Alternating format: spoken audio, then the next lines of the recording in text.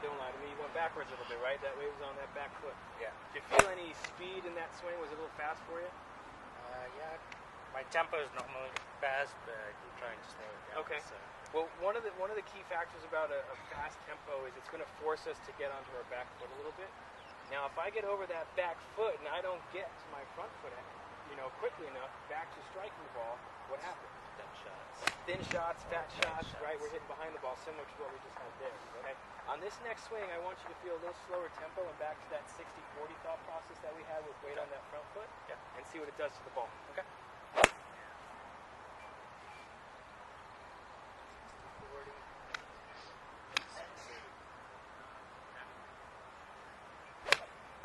Oh, much better. All right, a little long. All right, so we're going to talk about a concept of a 1-to-2 ratio. So I actually want to have everyone come on over here to listen to this concept for Jessie. Right, so Jessie, specifically at the beginning of practice today, says she has a problem with speed. And a couple of her putts recently, we've left a couple long, we've left a couple short. What we're going to talk about is trying to make something more consistent. It's what I call the 1-to-2 ratio. And what I mean by that is when you're getting ready to putt, I want you guys to consciously think about what your putter is trying to do, right? We're always trying to increase speed through the golf ball.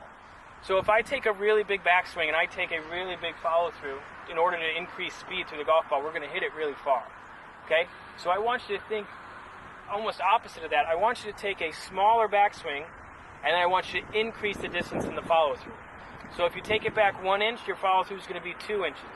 If it's 2 inches, it's going to be 4 inches and vice versa. What that's going to get you to force, it's going to force you to follow through the putt a little more consistently, but it's also going to help us prevent those over putts, right? All right, so Sasha, real quick.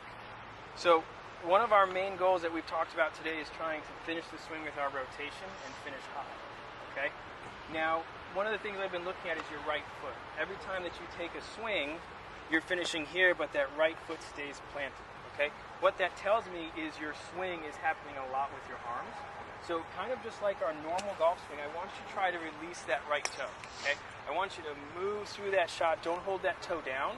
We're going to let those hips rotate through the shot and kind of remove your arms and hands out of it, okay? So before you hit this one, just give me a couple rehearsal swings where you're releasing that right toe, and I want you to take a swing at that ball. Get that right toe dirty. There you go, just like that. Good. Perfect. Now give me pressure on that left foot, and give me that same release. Awesome. Money shot, Sasha. See the difference? You guys to notice. So Steve, I want you to line up to this ball like you're hitting a chip shot, but before you hit, I want everyone to take a look and tell me if you notice anything. All right, Sasha, what do you see? The weight is in the bag. Bingo. What else do you see? Plus he's leaning back, his hands are not in front of the ball. Exactly, right? So Steve has a lot of weight on his back foot. He's leaning back and his hands are behind the ball.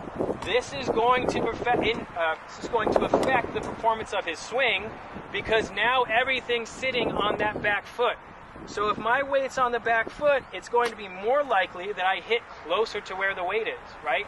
So now that becomes a fat shot. So Steve, even though we've corrected you, I want you to leave the weight on your back foot and I want to see the result of this shot. See where he makes contact. Right? Hits it long, and he also hit it about an inch behind the ball. So we want to make sure, again, we want to impress upon everyone the importance of our setup.